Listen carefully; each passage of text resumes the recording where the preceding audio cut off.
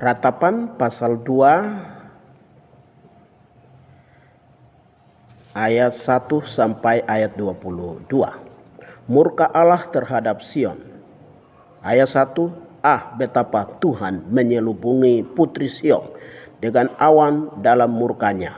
Keagungan Israel dilemparkannya dari langit ke bumi.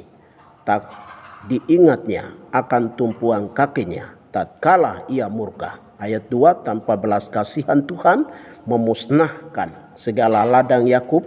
Ia menghancurkan dalam amarahnya benteng-benteng putri Yehuda. Ia mencampakkan ke bumi dan mencemarkan kerajaan dan kepemimpinan pemimpin-pemimpinnya. Ayat 3, dalam murka yang menyala-nyala, ia mematahkan segala tanduk Israel, menarik kembali tangan kanannya pada waktu si seteru mendekat, membakar Yakub laksana api yang menyala-nyala, yang menjilat ke sekeliling. Ayat 4, ia membidikkan panahnya seperti seorang seteru dengan mengacungkan tangan kanannya seperti seorang lawan, membunuh segala yang menyenangkan mata dalam kemah putri Sion, memuntahkan geramnya seperti api.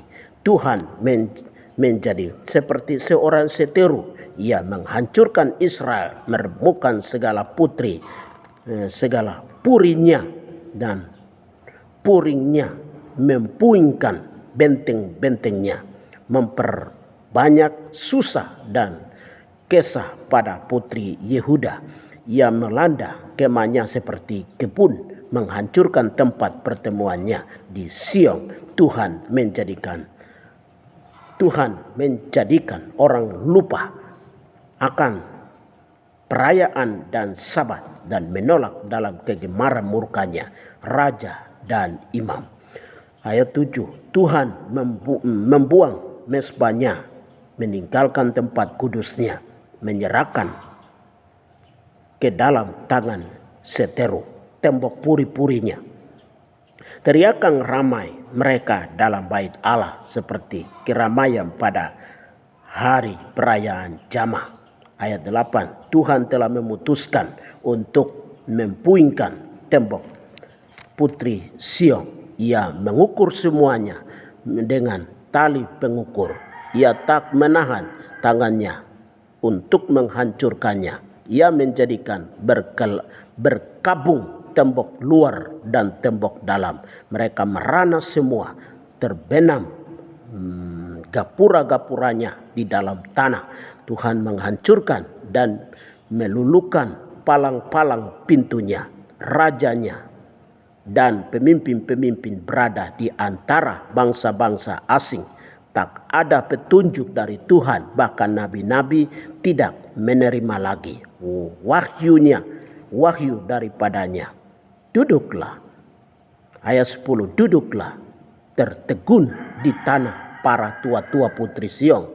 Mereka menabur abu di atas kepala dan mengenakan kain kabung. Darah-darah Yerusalem menunjukkan kepalanya ke tanah. Ayat 11, mataku kusam dengan air mata, remuk redam hatiku, hancur habis hatiku karena keruntuhan putri bangsaku, sebab jatuh pingsan anak-anak dan bayi di lapangan-lapangan kota. Ayat 12, kepada ibunya mereka bertanya, mana roti dan anggur? Sedang mereka jatuh pingsan seperti orang yang gugur di lapangan-lapangan kota ketika menghembuskan nafas di pangkuan ibunya. Ayat 13, apa yang dapat ku nyatakan kepadamu? Dengan apa aku menyamakan engkau, ya putri Yerusalem? Dengan apa aku dapat membandingkan engkau untuk dihibur, ya darah putri Sion? Karena luas bagaikan laut reruntuhanmu, siapa yang akan memulihkan engkau? Ayat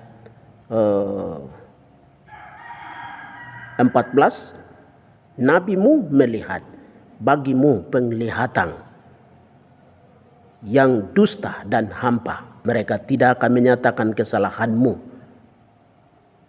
guna memulihkan engkau kembali.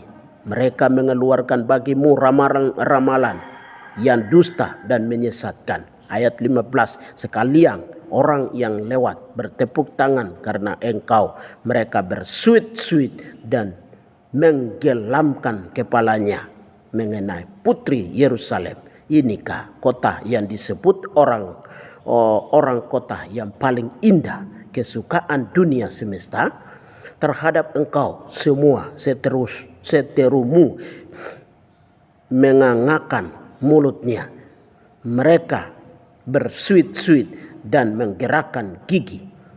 Kami telah memusnahkannya, kata mereka. Nah, inilah harinya yang kami nanti-nantikan. Kami mengalaminya, kami melihatnya. Ayat 17, Tuhan telah menjalankan yang dirancangkannya, ia melaksanakan yang difirmankannya, yang diperintahkannya dahulu kala. Ia merusak tanpa belas kasihan. Ia menjadikan si seteru senang atas kamu. Ia meninggikan tanduk lawan-lawanmu. Ayat 18, berteriaklah kepada Tuhan dengan nyaring. Hai Sion, hai putri Sion, cucurkanlah air mata bagaikan